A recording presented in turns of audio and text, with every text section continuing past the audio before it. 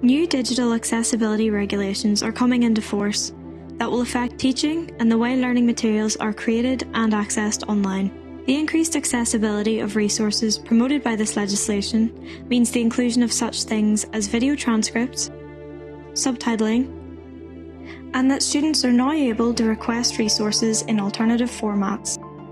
These new requirements will affect all students, but especially make a difference for disabled students at Glasgow. But why is this important, and what effect will it have on students' learning? We asked some disabled students and graduates about their experiences with accessibility and how inclusivity can make their learning easier. I think, to me, accessibility is just I think it's everyone's individual needs to get them to a place where they're comfortable in order to then have fair opportunities with everyone else. I think of it as like equality and kind of everybody having access to something. Especially now, there's a lot more learning going online. It's important that everyone has equal opportunities with it.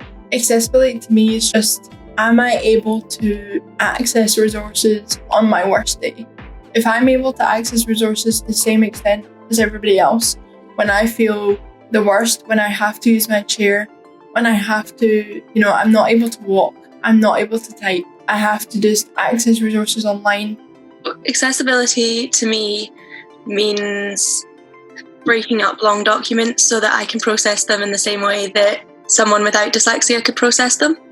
Makes things hard at uni is like it's such a big organisation and there's so many different people that, different tutors and lecturers and people that you work with. And sometimes it's hard to know who to go to. And, you'll have a great experience with one tutor and then maybe the next day a different experience. There are certain little things that even if just there were simple solutions to them, that without those, my level of understanding or my education or my participation in something is greatly affected by that, whereas other people's might not be.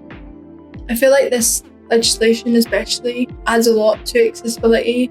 It means that we don't always need to be the advocates ourselves. The general guidelines are already there. I think really the thing for me about this legislation is it's about best practice. And I think that, it's not a criticism of how anybody's doing what they are just now, but it's making sure that your wonderful work can be shared even more further and that there's not that kid sitting at the back of the classroom being like, I really wanted to come here and study here, but this is a barrier to me and I can't do that.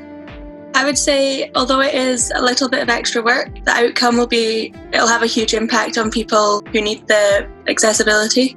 I can understand that it would be a daunting thing to have to change the ways that you've been working, especially when a lot of things all come in at once and you might be learning a lot, and especially when it's related to digital things, that can be really overwhelming.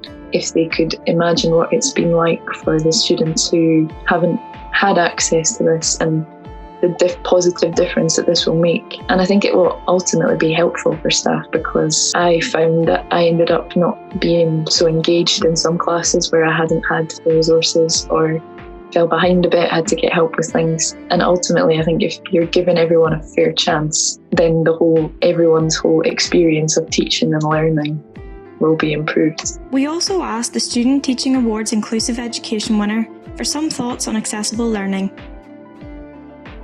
One of the positive changes to happen in higher education in recent years is that we now have a much more diverse student body, and that's a great thing.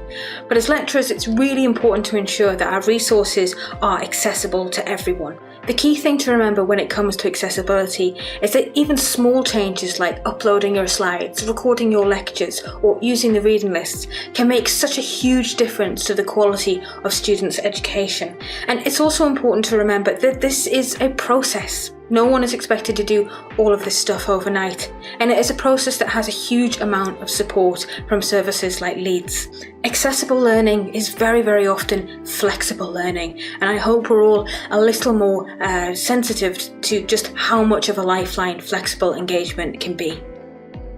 For more information, please go to the following links.